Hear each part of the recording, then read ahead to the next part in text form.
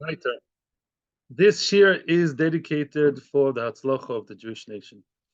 Amud Yomi Daf Samech Zayin Amud Beis. We are in the Amud Yomi Kiddushin, and we are about to again learn a most beautiful Amud. We are in the 1, 2, 3, 4, 5, 6, 7, seventh line. Tana Nami Sefa Kol Mokoim Gufa. We are starting now in the word Gufa, Ki also Rabin. Gufa means that we are quoting something that was mentioned before, and we are delving deeper into that point now. Gufa. He also Rabin Omar B'Yechonon. When Rabin came from Eretz Yisrael to Bavel, he would, you know what Rabin did? He used to go back and forth. Not the Rabin you think about, the real Rabin. He would go back and forth. He would go back and forth the Amoira from Bavel to Eretz Yisrael, and he would tell the Amoraim in Bavel what the Amoraim in Eretz Yisrael were saying. So quoted Rabbi Yochanan to his Babylonian friend, and he said, "Be'umois holach achar hazocho." When you have people of two nations, when you have two goyim, yeah, a gentile man and a gentile woman who got married, and now the baby's status, the baby's, I would call it halachic nationality, follows the father. It follows the father. Nisgayeru holach achar pogrom shebeshneim.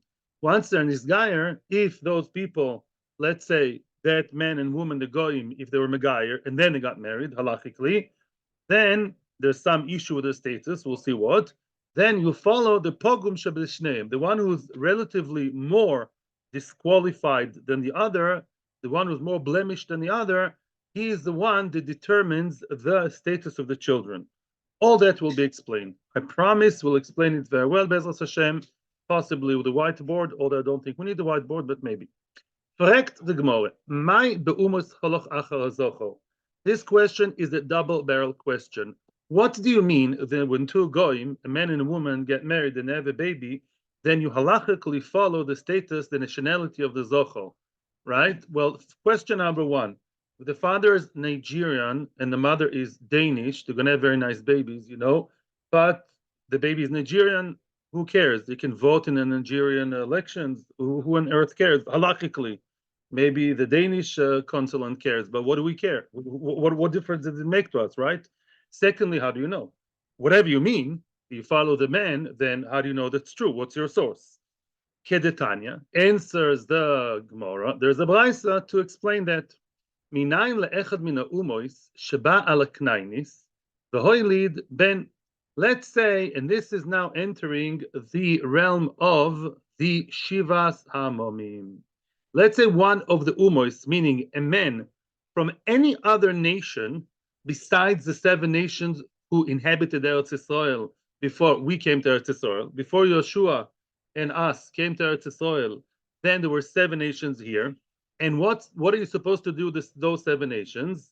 Let's not translate that into English. Lo techaye kol neshama. Do you understand what that means? Lo techaye kol neshama. Good. Yeah. That's what you have to do. Whatever. Yeah, we'll leave it at that. Yeah, lo techai kol neshama. You don't ask the Americans, you don't ask the UN, you don't ask Europe. Yeah, the 7 nations who inhabited this land. Lo techai kol neshama. Finished. And therefore, if you're not supposed to be mechayeh them, you're not supposed to let them live. You obviously cannot buy a slave, an eved, from them, right? And yet it says in the brayso, echad min ha'umos, a man from outside Eretz Yisrael, sheba leknainis. He had relations, he married maybe, according to their laws, at a knainis, which means a local woman. It doesn't have to be a knainis. A girl, a woman, one of the 7 nations over here, all these people, the hoylid ben, now they had a child, a non-Canaanite and a Canaanite woman, a local woman. You're supposed to kill her. Him, you're supposed to let him live. Yeah. And then what? Now they had a baby. What's the status of the baby? Is the baby supposed to live or die? Oh, so it says, yes, you're allowed to buy him as a slave. That baby, that boy or girl that are born to them is supposed to have he has the good luck of having a father who's not from the Shiva Samamim. Right? How do you know that that's true? Talmud Loima, what's the source for that? And first of all, we clearly answered question number 1. Who cares about the status of the father? Well, it's literally a question of life or death. Literally question of life or death. It's not a question of voting the elections or getting citizenship. Yeah, like today. It's a question of life and death. If we see that you follow the father, and the father is not from the Shiva Samamim, then the children of that couple may live. And what do? You can do whatever you want. You can even buy a slave from them and let them live in Eretz Yisrael. And how do you know it's true? Talmud Loimar, it says, we're going to read it in a few weeks' time, yeah, in Parshas Behar. Yeah, not that far ahead. Yes. Parshas Behar, it says, the Gam ibnei Toshovim agorim imchem mehem tiknu. From the children of the Toshovim, of the citizens who live amongst you, you can buy a slave. This pasuk seems to be a contradiction to the pasuk of Lo Techai Kol Neshama, and the answer is exactly that. The children of the Toshovim agorim imchem, meaning the children of the gorim imchem. He's a ger. The father came from, I don't know, China, Japan, Nigeria, Scotland, wherever the father came from. He's a ger. He came to Eretz Yisrael, to Eretz Canaan, and he met a nice Canaanite woman here, and he married her. Their children may stay, and from them you can buy the avodim. Mehem tiknu. Okay. Now, Yochol, what about the other side? Yeah, maybe it works the other way too. What about the other way? Maybe a Knani man married a Chinese girl, Japanese girl, Korean girl. I don't know. He's local. He's a Knani. He's supposed to have a death sentence, but she's not. She's from the outside, and they had a child. Maybe the children are also fortunate enough. Yochol af Eved. Here there's another girsa. Sorry, it doesn't say Eved. Here there's a girsa. There's a girsa, Yochol, even just a person. A Knaini Shabal Achasmin. Yeah, let's say Yochol of Knaini, a regular, a local man, a local goy, which is not supposed to live. Shabal Shifcha Mina Umois. He came upon, he married a girl from the outside. Yeah, Mina Umos from other nations. They have a boy or girl actually. Are you allowed to buy him as a slave? Yeah. Talmud Loimar, it doesn't work the other way. Asher holidu be'artzechem. You're only allowed to let live those born in your country. Now, when you say born in the country, it's not about location. It's about who he was born from. Last time I checked, even with all the technological medical advances, usually people are nolad, are born literally from the mother. Oh, mina noilodim be'artzechem v'lo mina gerim be'artzechem. You can only let live those born in your country, meaning those half-halves, that demographic we talk about now, those nolodim ba'atzechem, those that are born, meaning if the mother is Knani and not the father is not Knani, they are the ones that you can buy. They are the ones you can let live. But if she went to wherever her husband is, which means if the woman is a Knan, if the man is a Knani, and he went somewhere else and he found a nice Chinese girl, right? And now the boy came back, that's how Rashi describes it, back to where his father is from. Then if the father is a Canaanite, then boy is also a Canaanite, and you're not allowed to let him live. Yeah, in other words, you always follow the father for the good or for the bad. So therefore we learn now that if the father is a Knani, then the boy cannot live. If the father is not a Knani, then the boy may live, or the girl, and you may buy them as slaves if you want, or not do anything with them, whatever you want, but they don't have that status, and that's quite a whooping nafkamina. There's another nafkamina which is mentioned in Shulchan Aruch, and we will anyhow see it, we'll see an allusion to that soon in the next studios. I'm not mentioning it now. All is good? Weiter? Beseder. Here comes a really cool case. That is Gegerim. Oh, Nisgairu Olach Achar Pogum Shebeshneim. Yeah, we said if they were Megayer, let's say a man and a woman were Goyim, now they're Megayer. Yeah, they saw the light, whatever. They're Shorish Neshama in Har Sinai, and both people from two different nations. Listen carefully to the words mentioned before. Nisgairu, they're Megayer. Olach Achar HaPogum Shebeshneim.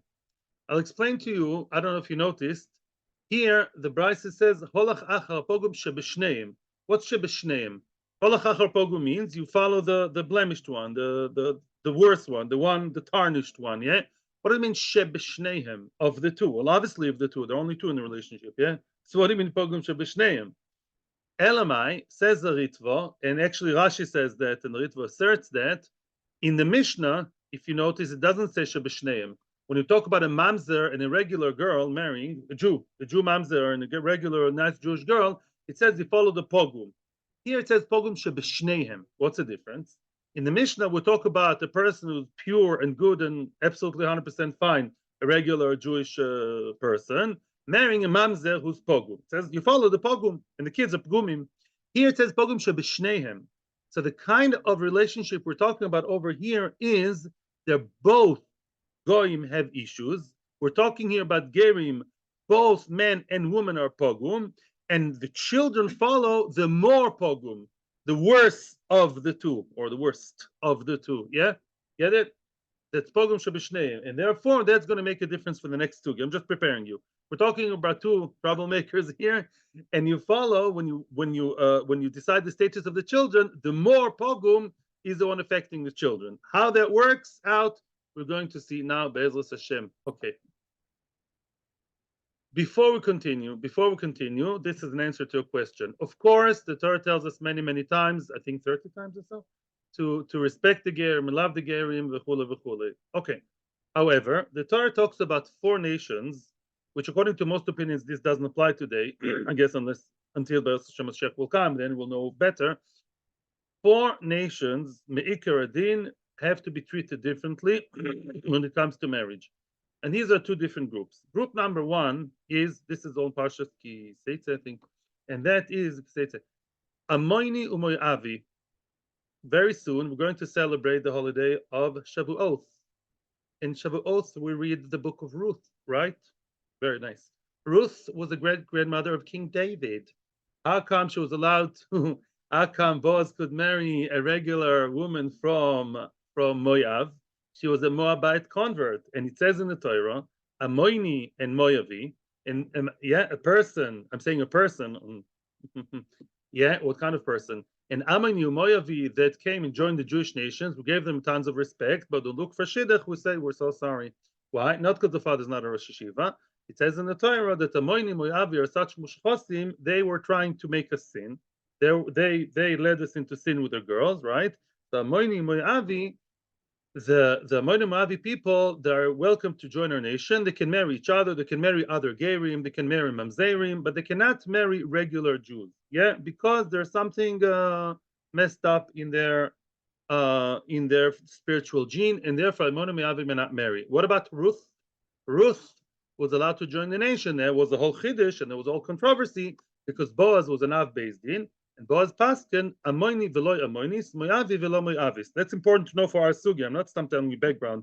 Every word I'm saying makes a big difference for the upcoming sugya. So Amoini and Moavi, these 2 nations, Ammon and Moav, for men or descendant of Amoini, they cannot marry into the Jewish nation ever. Not even 10 generations, not even ever. We respect them, we love them, we buy them gifts, and we give them job opportunities. They become the chief rabbi. But they cannot marry regular Jews because of their issue, but that's only the men. But Amoinis, Moavis, and soon we're going to see that even means the girl, the daughter, granddaughter of an Amoini ger, yeah, she may marry whoever she wants. I mean, maybe not a Kohen, I'm saying she can marry a regular Jew, yeah? So that is Amoini. Men never, and women can marry whoever they want, almost whoever they want, right away. That's Amoini Moavi. There's a second group of 2 other ones, and if you want me to use the whiteboard, don't be shy, you can ask me to. Yeah, that's group number 1, Amoini Moavi. They caused us to sin spiritually. What about Mitzri and Edoimi? Mitzri and Edoimi were not so nice, and I don't know if you know, but the Egyptians were not so nice to us when we were in Egypt, well, most of the time. So Mitzri and Edoimi tried to kill us. I'm talking even before the Holocaust, yeah? Edoimi in the times of Bnei Israel and Bnei Israel came, yeah, out of Mitzrayim, Edom came out to them and started fighting against them, or yeah. So Edomim, or at least intimidated them, but there was an issue. So the Edomim and Mitzrayim, as we saw already yesterday, what's halacha b'Edomim and Mitzrayim? I mean, the previous year we saw that the 3rd generation they come in. If a Mitzri or Edomi convert, men or women are equal in that, equal rights, men and women, when it comes to Mitzri and Edomi. The Mitzri and Edomi, 1st generation may not marry regular Jews, not the 2nd, but the grandchildren may. The grandchild of a Mitzri or Mitzris doesn't make a difference. They may marry, yeah, regular Jews. Okay, fine. So Amoini Moavi, men never, women are okay straight away, like Ruth. Remember Ruth? That's Amoini Moavi. And Mitzri and Edomi, after 3rd generations, all clean, all good, and no difference between the genders. This is, by the way, one of the main sources that we learn. I know a lot of people find it very politically incorrect and they get very upset when people say it, but it's the truth. It says that a person who makes you sin is worse than a person who wants to kill you. Yes. If a person comes to you with a gun and he's not successful, yeah, but he's trying to, is halachically, yeah, not as bad as a person who tries to make you sin, tries to make you go off the derech. A person who makes a sumadiach, who tries to make, and that was Ammon and Moav. They tried to lure them, yeah, to get them into sin. That's worse than the Mitzrim. All the Mitzrayim, all the whole of Leila Seder, we talk about it. The Ammon and Moavi are worse than the Mitzrim. So, Bekitzer, Ammon and Moavi, men, never. Women, always, straight away. And the Mitzri and Edomi, after third generation, everything is good. Oh, so what happens if a mixed breed? Yeah, what happens if a child of? What happens if an Amoini, Mitzris, Amoinis? What happens? Yeah, if they marry into each other. Frek the Gemara, Mai b'Mai. When you say when two Gerim convert and they have a Zisekint together, and he's already a son of two Jews, of two converts. What are you talking about? Rashi says you can't talk about slavery, chas v'shalom, the regular Jews. You're not supposed to buy them as slaves. And you're not supposed to kill them, chas v'shalom. They're Jews, they're kosher Jews. Ilema, so what do you mean you follow the pogum? Ilema b'mitzri shenosa amoinis. Yeah, combination number one. Mr. Mitzri, nice Egyptian guy from University of Cairo, he met an amoinis, yeah? Now he married an amoinis. So then, my pogum ika, there's no pgam whatsoever. Why is there no pgam? Because amoini veloy amoinis, as we said, which means a mitzri and amoinis, right? We think both are pogum. No, they're not both pogum. Because an amoinis is 100% kosher. Amoinis is 100% kosher. If amoinis is 100% kosher, that's what I made the introduction here. We're talking here about two psulim, one of them is worse. But a Amonis woman is 100% kosher. She's like the daughter of Rosh Hashiva, no problem, the best, yeah? So therefore what? If you have a Mitzri and a Amonis, even if you want to tell me you follow the Mitzri, that's not what we're talking about over here. That's not the issue here. Why? Because it's true, by the way, that his son is a Mitzri, he can't marry it, but that's not what we meant. Because we spelled Pogrom Shabeshneim, we have two problematic people, and here the Amonis is as good as gold. So that's not what we meant. Ella must be, and here comes the big news. Well, that's not what we spoke about. No, but Lamaisa, I think the halacha is she is a mitzvah. His son is a mitzvah. She doesn't purify the mitzvah. His son is a mitzvah. Ela, wait. Ba'amoini shenosu mitzvahs. Oh, here comes cool stuff. And Amoini man, he lechoyer, if you follow him, none of his children can ever get married. Can never get married, right? He's Amoini. He tarnishes the whole family. He marries a mitzvahs. A mitzvahs, her grandchildren are kosher. So now, what do you mean you follow the more pogum? So you always follow the Amoini and none of the children can get married? Oh, listen to this. Now we go by gender. Now we differentiate between the genders. These Zocho Havi, let's say their child and grandchild, V'chule, of the Amoini and the Mitzris is a child, I Shadia Abbas Didei, unlucky to be born a man. The man here is worse. Why? Because he is an Amoini, meaning because he's born to an Amoini father or Amoini grandfather or Amoini great-grandfather, and he happens to be a boy, right? So he's also considered an Amoini, is part of a male Amoini lineage, and therefore he will never be able to get married, right? His daughter, Lichora, will be, and her children, I guess, are. I assume so, as far as I remember. I hope I'm not wrong. But Lamai said the Amoini son, grandson, as long as there are boys there, they have a mitzvah's mother, that doesn't help you. That's a pogum shabeshneim. You follow the worst one. You're a man, a son of Amoini, great-grandson of Amoini, bad news. Oh, but the girls that they have and the granddaughters that they have, they follow the bubi.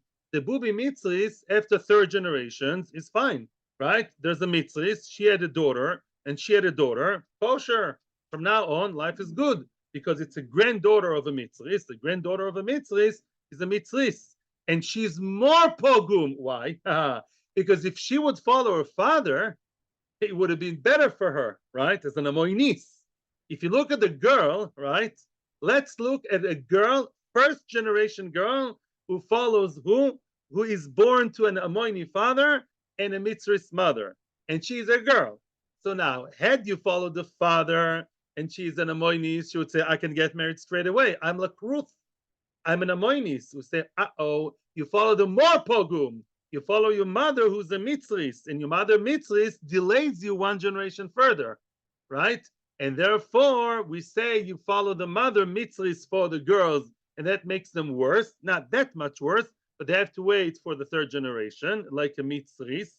She has the status of a Mitzris and not an Amoinis. Amoinis would be better for her to be for a girl, because Amoinis can marry straight away. We say, you follow your mother, the Mitzris, or your grandmother, Mitzris, you have to wait a little bit.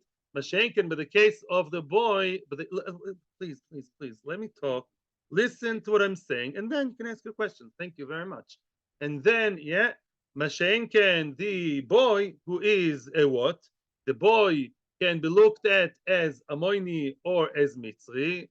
He's looked at as Amoini, which means he can, him and his descendants, as long as they're boys, they can never get married. Let's say it's all boys to make it simple. Boy.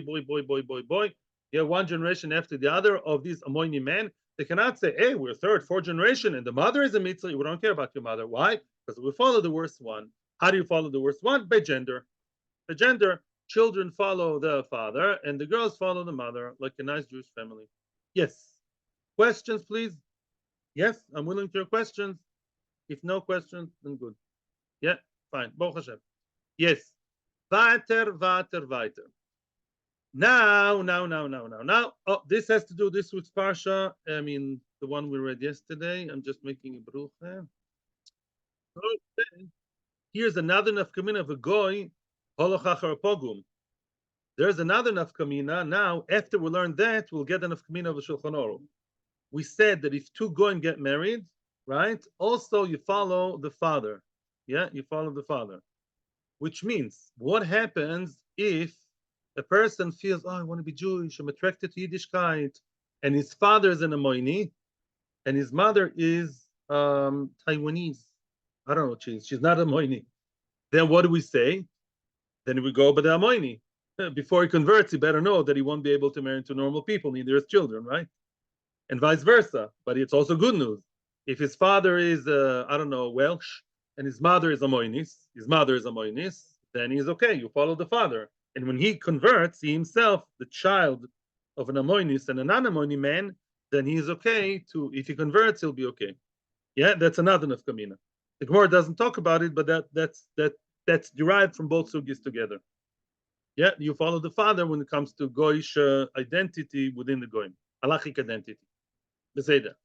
Vater, kol shen alav kiddushin. Third category of the Mishnah was people who do not have kiddushin with each other, which means brother and sister, arayas. It's called arayas, but I don't have to go into all the examples. The Gemara will give us plenty of those. Let's say a man marries a close relative, what's called in English? Incest. Well, so if he gets married, and I mean that, they actually have a marriage ceremony. So, no, let's say they do.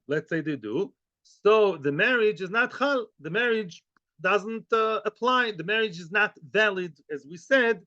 And also we know, although that's not the sugina, but Rashi reminds us that the children are mamzerim also, as we saw before in the Mishnah, although that's not the topic right now. Right now the topic is the Kiddushin chal? One could have a havamina. Let's, broaden our horizons. For a havamina, the brother makes a Kiddushin ceremony with the sister. Yeah, we had such a case before, right? And Mekadesh Achoisa, that everybody knows it's not Kiddushin. And what do we say? The Kiddushin is not valid. How do you know? Maybe the Kiddushin is valid. He's not allowed to touch her, of course. He's not allowed to be with her. But maybe the Kiddushin is Chal. So the Gemara says, how do you know that Kiddushin of Arayas are completely invalid and the Kiddushin itself is not Chal? How do you know that she's not an Eshes Ish? Okay? We're not using the whiteboard, I think. So, before we continue, I want to tell you something which I'm quite ashamed. I myself never noticed it. I've done Shnai Mikra many times. As we saw last week's Parsha and the one before, there are many Isurei Arayas. Don't marry your father's wife. Don't marry your mother. Don't marry your daughter. It doesn't say marry. Usually it says, Lo tegal lervoson. What? Don't lie with, don't cohabit, don't uncover their private parts. That's what it says. Only twice, from what we see in the Sugya, it actually says loy tikach. Only twice it says do not marry. Only twice in all these isuri arayas of not cohabiting, lying with, having relations, call it whatever you want. Yet only twice it actually says the word loy tikach, and we all know that the kuchin means kiddushin. Only twice it talks actually about some kind of ceremony of marrying, and that is by isha and a choisa, a woman and her sister. Don't marry your sister-in-law, meaning your wife's sister, and also your father's wife. Yeah, don't be lokeach, right? Your father's wife. We just have to bear that in mind, keep it in the back burner, in the bank, in our minds. Let's just keep that. Weiter. Minani milim. Doma Rabbi Bar Abba Omer Rabbi Yochanan. Rabbi Bar Abba quoting Rabbi Yochanan. Umatuba mishum Rabbi Yanai. Matuba, Rashi says, like they matim. Some people are noite. They inclined to say that Rabbi Yanai is the one who said it, not Rabbi Yochanan. Rava Rava Omar, there's a girsa, says Umatuba mishum Rabbi Yosef Glili, that those who incline, who differentiate, they quote Rabbi Yosef Glili. And what it is very choshev what people say. Omar Kro. It says in the pasuk about divorce in Dvorim there, v'yotza mibeisoi v'ol chavoisa leish acher.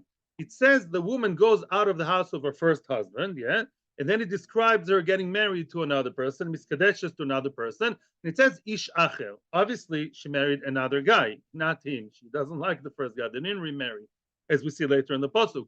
Why do you say acher? What does it have to say another man? What's the other man? What's other man? The drosha is lacherim v'lo lekroivim. She can only marry an acher, a stranger in stranger's land, which means acher and not a relative. That's the Torah's way to allude to that. What? Acher, she can only marry. You want to get married? Great, marry whoever you want. Well, not a kohen, she's divorced, etc. Marry whoever you want, almost. Acher, as long as he's strange to you, he's other to you, not your close relative. Those close relatives that the Torah told you you're not allowed to lie with, to be with, then those you should know, don't marry them. And the marriage is invalid. Okay. Adkan, a nice attempt. Maskiflo Rabbi Abba. Now Rabbi Abba is attacking that shot and says, the ema le'acher v'loy leben. Maybe the acher, the other one, is not excluding all other relatives. Maybe it's only excluding the son, which means maybe a woman should not marry her son only, and the Kiddushin doesn't apply to her son. Says Rashi, why dafka son? Because the son is the closest relative. Yeah, lo leben, right? Lo leben, and we're going to see her son, her husband's son. Rashi says it's not her son, it's her husband's son. Yeah, in other words, it could be her own son, of course, too, obviously. But even if her husband had a son from another marriage, it's the same prohibition. The prohibition is what? Eshet Av. A man is not allowed to marry his father's wife, whether it's his own mother or it's not his own mother, like a second wife, even after the father is dead. It's all the same Issur. Maybe there are two Issurim involved, but Lamaisa, it is the Issur, the general Issur. So maybe when the Torah talks about the invalidity of it, it's not excluding all relatives. Maybe you're a brother, but the Kiddushin is Toifus. Maybe, I don't know who, her uncle. Yeah, uncle, she's allowed to. I meant to say her nephew, But maybe the son, or the son of her husband, that's the one there the Kiddushin is not chapping. That's very close. But maybe the other one, the Kiddushin is valid. Says the Torah. Ben, no. The Gemara is now responding to that, refuting that. Ben, behead Yaksiv Bey. But the son, I don't need that allusions and hints. It says Mefurish, as I just told you, I prepared you. What does it say about the son? Meaning the son of the husband, right? Lo yikach ish. It says Mefurish, lo yikach. It's one of the only two times where it says, and that's there in Dvorim, in Parshas Kiseitze. Lo yikach ish es eshet aviv. Oh, lo yikach ish es eshet aviv. It says Mefurash in, it says outright, I don't need an extra pasuk for that. Don't marry, yikach is marriage. Don't marry your father's wife. Father's wife is the same as husband, son, the other direction, yeah? Acher lamali. So why do I still need that allusion of acher? Very nice. If I still have the pasuk of acher, that pasuk is now free to tell me other relatives who are further than the son of the husband, yeah, meaning a stepmother and stepson. Let's look at it that way. It's mefurish right in the pasuk. Lo yikach, don't take, don't marry. So the other pasuk of acher means other relatives. Yeah, nephews, brother, sister, whatever, all kinds. Frag the Gemara, wait a minute. No, no, no. We all know that the Torah is full of lechatchilas and b'di'evids. The ema, let me suggest the following. Idi ve'idi leben.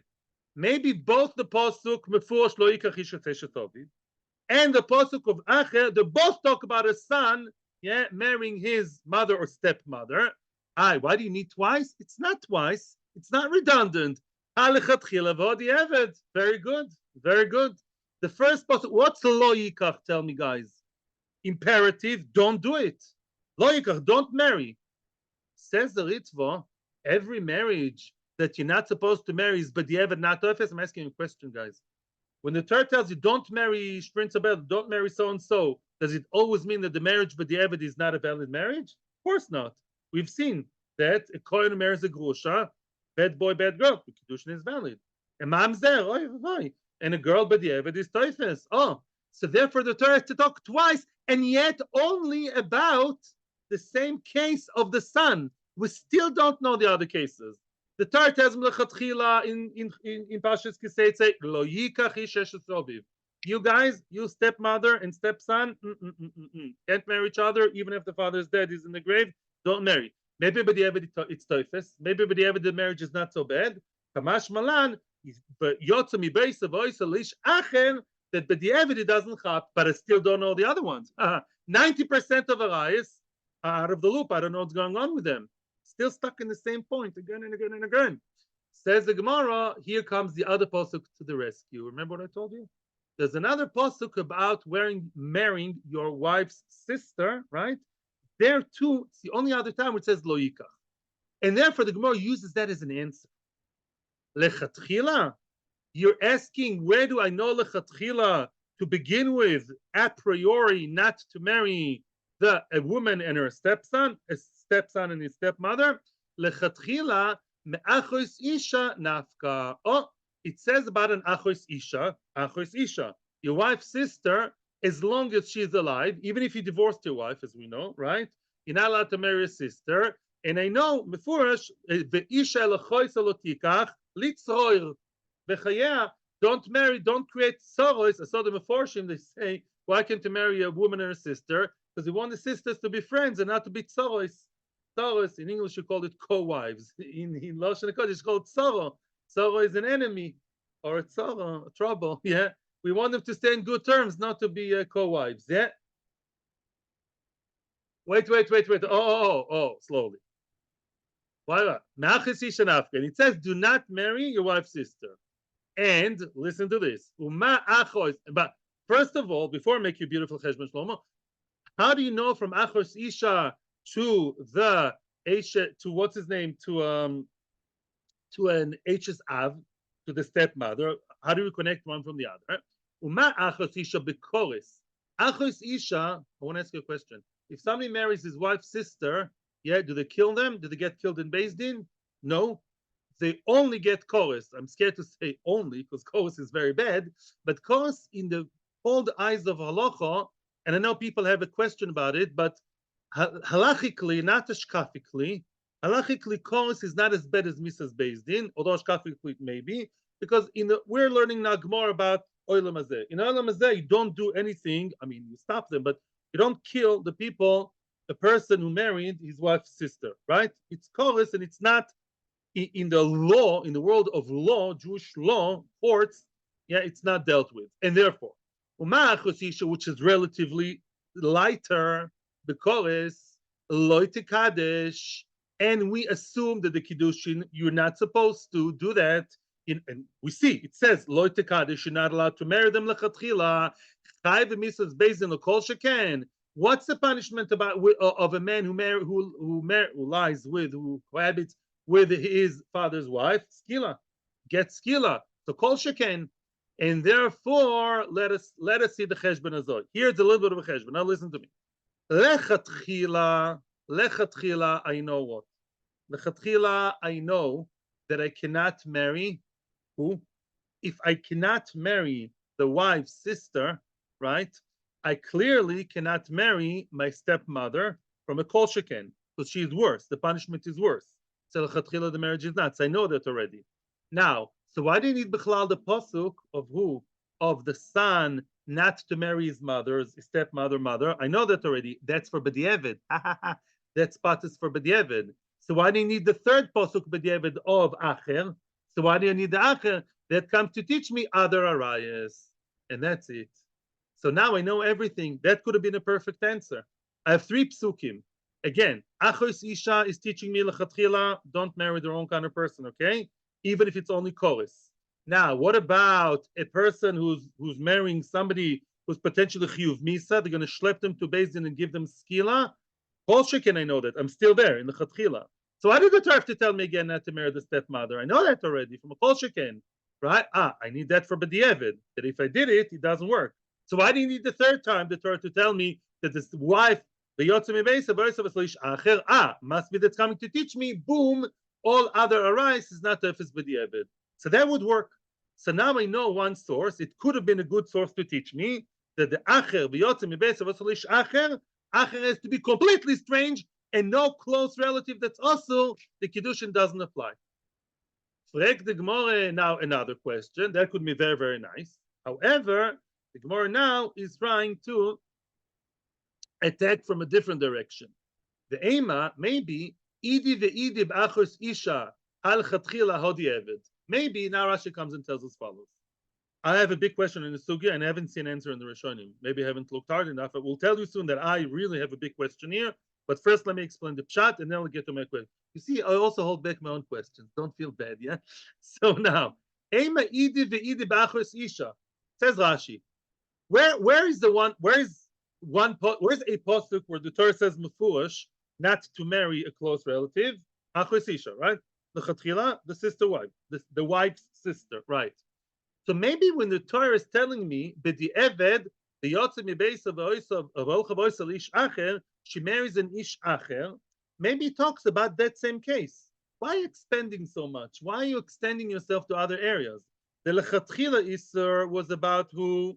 Was about the wife's sister. So that same Isser, which is lechatchila, would come and tell you, b'di'eved the yotzei mibeisav ish acher, she should not marry she should only marry an acher, and Kiddushin would, with somebody who's not an acher, don't apply. Who is the non-acher? Who is a relative which doesn't apply? The same relative that we spoke about in the Isurim, in Vayikra, that tell me don't marry, and then he's an achos isha. So maybe that's the only one. Maybe the only Kiddushin that don't apply but the Eved are achos isha, but everybody else is okay. Okay, but the Eved, not okay. Okay, as a marriage is valid. Ein achinam, he says, Gemara, you're right. Yes, true. What do you mean true? So I didn't know everybody else. I know achos isha. You're telling me the ein achinam, yes. That when the Torah says she should marry a stranger, it means anybody except for a brother-in-law. The brother-in-law, the Kiddushin doesn't apply as long as the sister is alive. Yeah? Okay, her sister's husband or her sister's divorcee, there it doesn't apply. Cute. But what about apply is chal is exactly the same word. That's the translation to English. Chal is apply. I am more than 1,000,000% sure about it. Apply means the Kiddushin apply, she's an Eshet-ish. Kiddushin is valid. Some guys say it's a good marriage, or somewhere told me it's not good marriage. It's applicable, valid marriage. It's not good marriage. Yeah. So it's a valid marriage. So minolan. So how do you know everybody else? Thank you very much. Now listen to this logic. Are you all familiar with the concept called binyan av? Yes. Bameh matzinu. Rashi mentions both words. We learn bameh matzinu. Yalfinan ma'achos isha. We learn. We extend it logically. Import export to the whole world.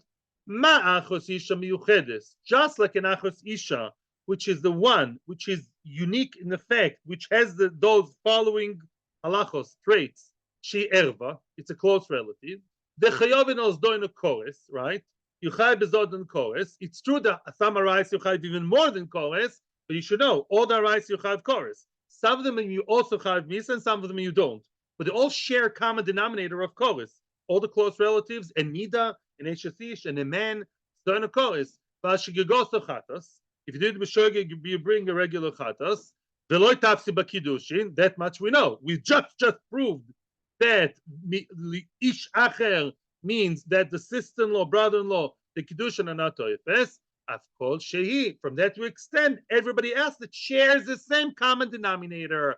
Of course, she erva. Anybody else who's erva. The chayvan was doing a chorus. Go to chatas. The mazid chorus. The shoygeg, you bring a korban. Lo tafsi b'kiddushin. Mazel tov. Lo tafsi b'kiddushin. My question is, and I'd like you to help me because I really don't know the answer, and I don't want to butter you up and whitewash you. I don't know what's now, according to this mahalach, what happened to Eshes Av. So why does it have to tell me anything about Eshes Av? It's redundant.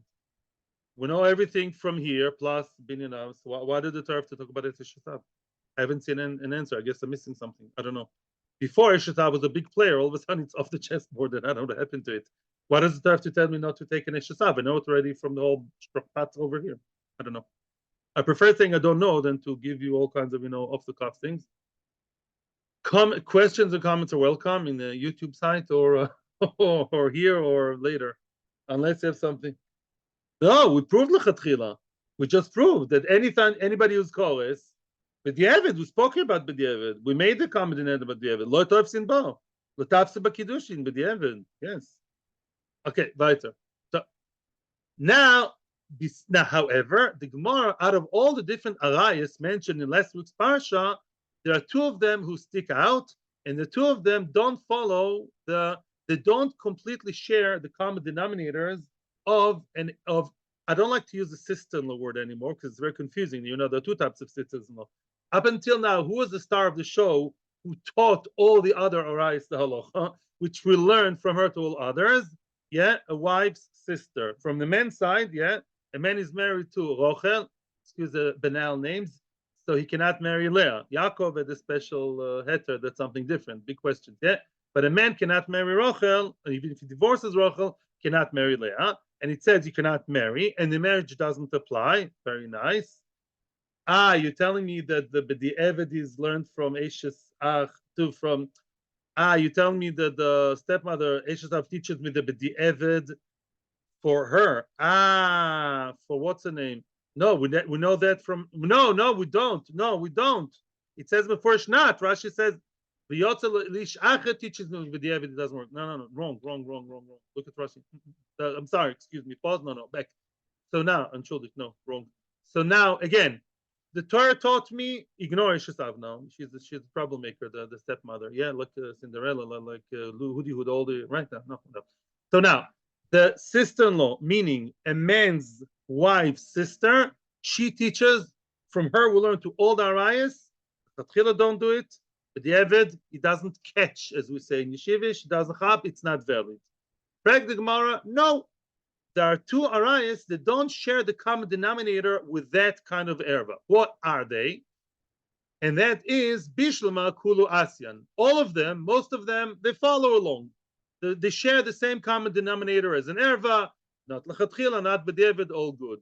Ela Eishes Ish, two exceptions to the rule that are funnily enough more light, more lenient than her, are Eishes Ish, a married woman, the Eishes Ach.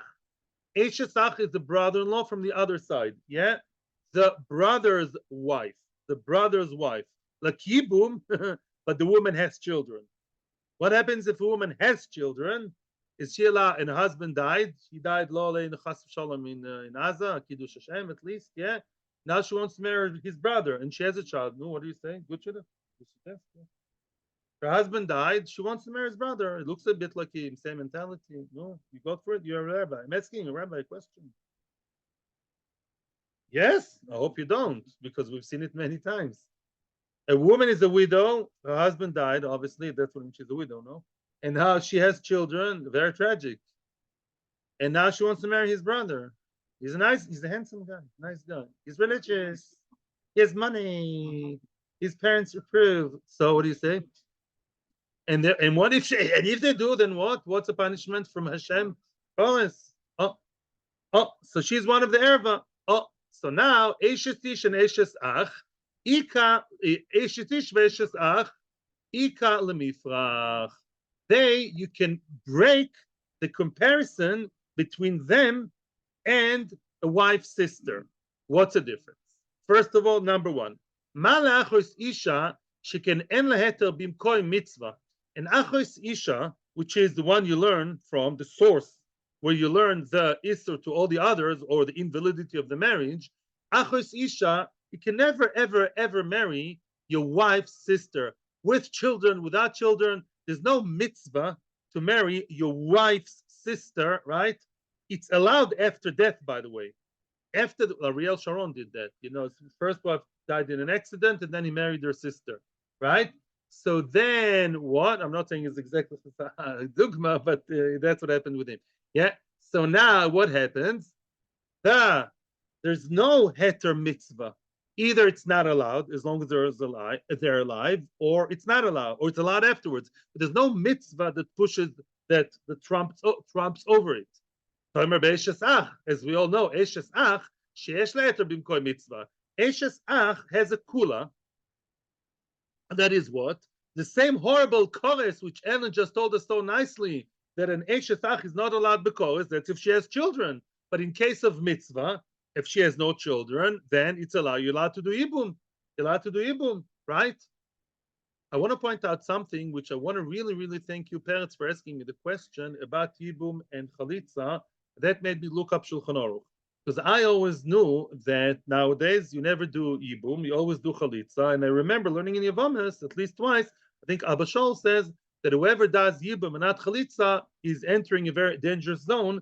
Because if you do it for your taiva, because she's good looking and you're attracted, you may not be doing it for the mitzvah. So it is a mitzvah, but if it's not a mitzvah, it may be like bordering on kores, so stay away from it. Apparently, Shulchan Aruch doesn't hold that way. Shulchan Aruch, and that was the accepted minhag by Sfardim for many generations, really, that you do Yibum and not Chalitza. I knew Rav Avadia did that, and I was right, but apparently it's not Rav Avadia, so I was wondering, how can Rav Avadia go against the whole world? But the Shulchan Aruch says you do the Yibum and not the Chalitza preferably. And maybe that's accepted by some Sfardim. Today, the Rabbanut of Israel, they standardized it, and they said both Sfardim and Ashkenazim should only do Chalitza, not Yibum, so we shouldn't have two nations, and Rav Avadia objected it. Rav Avadia went against the Rabbanut in that. I saw writings by Rav Avadia, and he said, with all the respect, people, no, I'll continue. He was very, very big into Maran, Shulchan Aruch, and he said, no, we'll do Yibum and not Chalitza. So thank you, because of your question, something I actually looked up to Shulchan Aruch. Yeah, you're right, 100%. No, I take my hat off. And so Bekitzer, so back to us. So we see the Yibum. We see that Yibum is really something that trumps the Isser of Eshesach. So maybe Eshesach cannot be automatically learned from Achos Isha. Maybe Eshesach b'di'eved if they got married. If that woman whose husband died, Chalila in San Chanim, wherever, her husband died, and now she marries his brother, maybe the marriage is valid. You'll force him to get divorced, and it's usher, but maybe the marriage is valid. Because you can't automatically learn it from Achos Isha, because this one is more light. And the other question, unbelievable question, listen to this. Eishes ish na mikol mifrach. Wow. Eishes ish, in some funny way, is less severe than who? Than Achos Isha. What? Right? The two sisters, as long as the Oiseres, as long as Rochel is alive, can be old and cranky.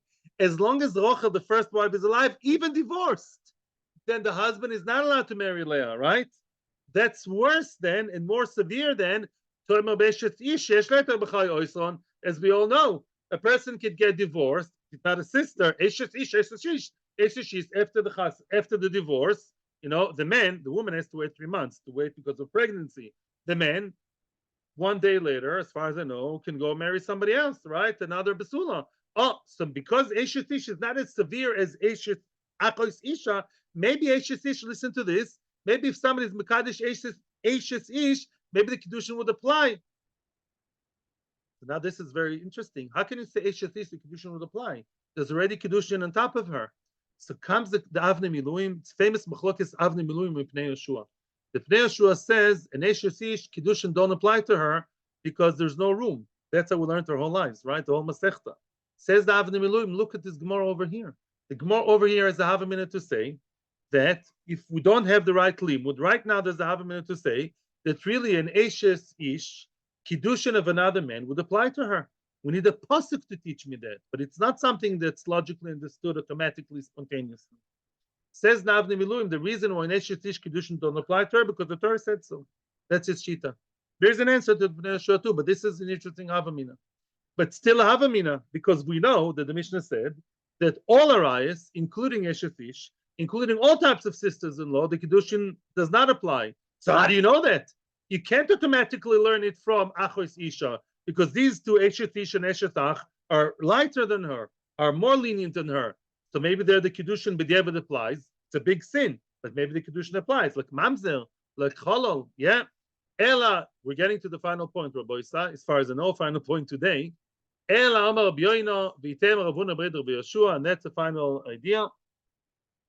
Omar Kro, it says again in what we read in the Torah yesterday, Kol asher yaseh mikol hato'eves ha'ele v'nichresu. The pasuk at the end says, Kol asher yaseh mikol hato'eves ha'ele.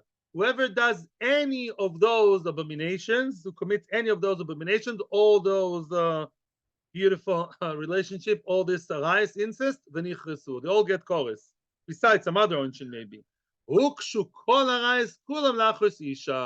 Once we compare and we kind of lump them together under the same umbrella, under the same blanket, everyone together, then all of them are compared to Achos Isha. Achos Isha lo tafsi b'kiddushin, af kol harayas kulam lo tafsi b'kiddushin. Let me explain. As long as we have our own svara and it's a binyan av, this is teaching you something important. Binyan av basically is what? You can say it's one of the limudim, but it's human logic.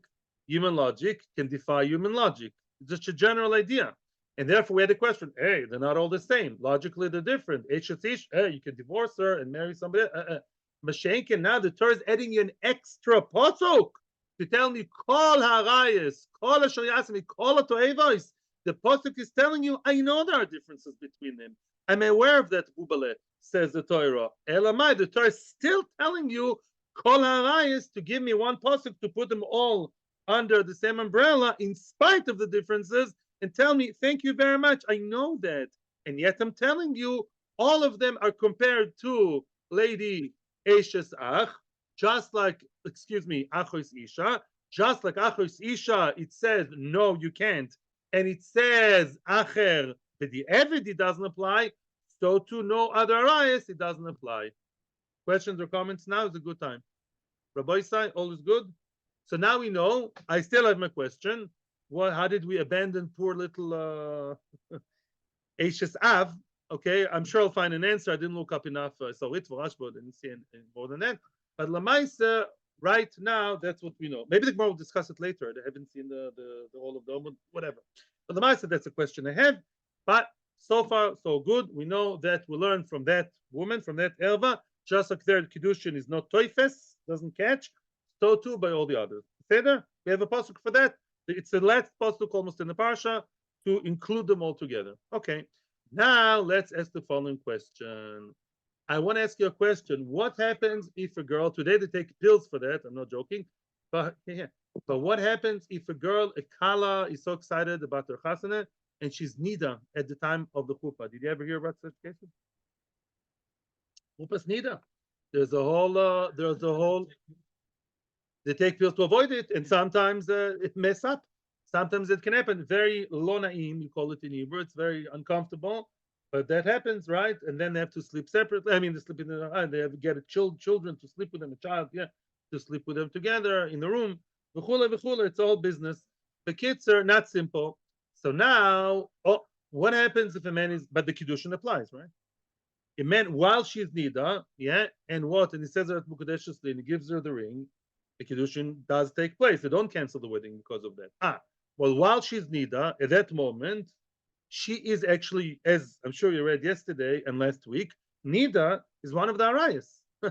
It's your legal wife, your beloved wife, but as long as she's nida, she's as also as maker adin, as an eshes ish, chorus.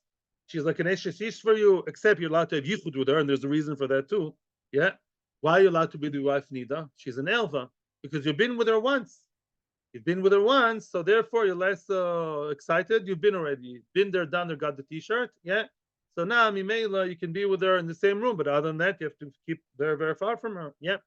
So now comes the question, if you're comparing all of them, one to the other, and Mrs. Nida was there too, lumped together. Hey, Afilu nida nami. Haha, excuse me.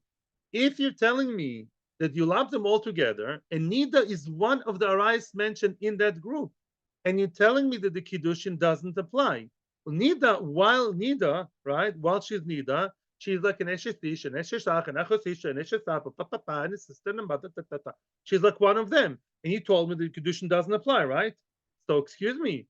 So if you mekadesh the woman, do they put the ring or thing to do, but carefully not to touch her? Yeah. So it's very embarrassing. So then what? The kiddushin shouldn't apply. I'm asking a question. Yeah, the Gemara is asking, not me. I feel in the Nami, the Nida, the Kiddushin shouldn't apply to her. Alama Omar Abaye. And also, by the way, the Kinderlach, the Zisa Kinderlach of the unfortunately Chiloini couple who doesn't keep, many of them do, Baruch Hashem. Let's say the couple doesn't keep Taras Mishpocha, she doesn't go to mikveh. So are the kids mamzerim? Yes, maybe. Why don't you render them mamzerim? Because we said that anybody whose Kiddushin doesn't apply, right? The kids are mamzerim. Brother, sister, kids mamzerim. All of these stories, kids are mamzerim. So therefore, the ben nida is not a mamzer. Yeah, l'chor should be a mamzer, right? Because the kiddushin doesn't apply, and the kid should be a mamzer because nida is lumped together with everybody else. Question. And if maybe that's halacha. Alama Omar Abaye, and yet we know that Abaye says not like that. Abaye says hakol moedim. Everyone agrees. Soon we'll see. I don't know if it will happen today. We'll see what does it mean everyone agrees. Hakol moedim. Eba al hanida the ala soita she'ein havlad mamzel. Let's say a person who had relations with his wife, nida. Sadly, yeah, sometimes, yeah, but some people. The ala soita. What do you mean he's with the soita? Any ideas? Who had relations with the soita? And the Vlad is not a mamzer, says Abayu. Who had relations with the soita and the Vlad is not a mamzer? What? When is he not allowed to be with her? After accused. I'm surrounded by top level scholars.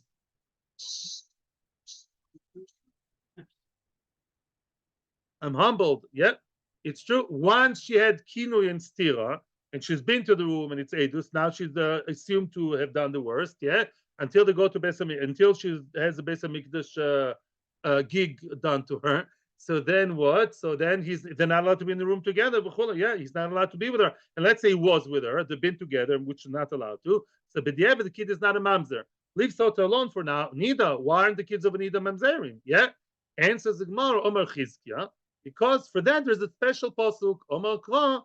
It says in the same parasha over there in Kedoshim, V'tihi. I think even. It says V'tihi. No. In Nida, in where is it? In the parasha where Nida is the Isser Nida. It says in Isser Nida, Shmini. V'tihi nidosa olav. What V'tihi? Utehi? Yes. Oh wow. Okay. Utehi nidosa olav. Thank you. Utehi nidosa olav. Her nida should be upon him. It means a few things, including afilu b'shas nidasa teheba havaya. Let's stop here. Basically, the pasuk says that Vutehi, whatever, the nida is upon him. Tehi means she shall be. The havaya, the being of him and her as husband and wife, she is still called his wife, yeah, his legal wife, even while nida. And therefore, the kids are not mamzerim, and therefore he can marry her while nida can be mekadesh her. We'll go into that more tomorrow. Beseder, we're going to see more. Atzlacha uvrocha. It does say that Ben Anida is a problem, is an issue. The Chazon Ish said that a person is Ben Anida, but worked in his midos and became a very frum baltuva and became good in this, it overrides the problems of being a Ben Anida. It's not a problem, but the Eved, as long as the person is a good guy, a good girl. Atzlacha uvrocha. Thank you very much. May we all have kedusha with Tahara in Klal Yisrael. And I want to tell you a very, very quick story, which I heard about Nida. Fascinating. You should. I want to really share this story. Maybe we should make a short video out of that. You know that stories fly around. You don't know if they're true or not. I'll tell you who heard the story. My wife heard the story. Maybe I don't know if to say it online or not. My wife heard the story from a very, very reliable relative of hers, who's a very reliable woman. We heard it firsthand from a mikveh attendant. I will not say where. Mikveh attendant in a city in Israel. You'll be surprised to know when. And that mikveh attendant told, okay, it's not like 10, like I know, yeah, okay, 3. Mikveh attendant very reliable relative, my own wife, me. Okay, good enough. And an irreligious woman came to her to come to mikveh as a mikveh the balanit, and she came from one of the kibbutzim in the south, one of the where the massacre took place. Yeah, I told you already. Okay, twice. You want to hear again? Or, yeah. And she said that she came from one of these kibbutzim where they were hit very hard. I don't know which one, and they made a cheshbon after the whole craze was over that there were only two families where the at least the nuclear family nobody was hurt bichlal. They didn't enter the house, they didn't kill anybody, didn't rape anybody, didn't kidnap, didn't like they're intact. The only two families remained completely intact, like in mind and soul. And what's the common denominator? Shichapt, me and the only other women are the only two women in the kibbutz who keep Taras Mishpacha. That's the only thing you can find in common, and none of them were hurt bichlal. And I heard that. I'm saying this is not from rumors. So that's the nida, and to do with the current events. May we see Tahara more and more in Klal Yisrael, and you can share this story. Atzlocha uvrocha to everybody in Klal Yisrael. Yeah.